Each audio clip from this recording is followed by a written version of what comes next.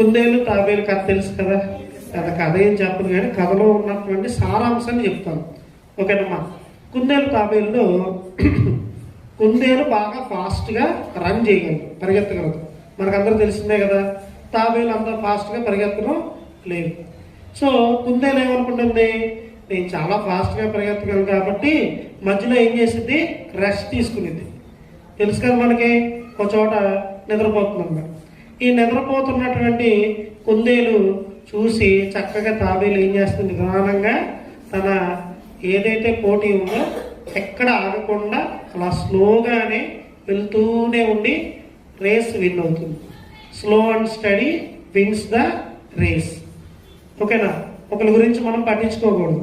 వాళ్ళు ఎంత పోటీగా ఉన్నా, వాళ్ళకి ఎంత నైపుణ్యత ఉన్నా, వాళ్ళు ఎక్కడైనా సరే అజాగ్రత్తగా ఉన్నారు అంటే డెఫినెట్గా ఓడిపోతారు.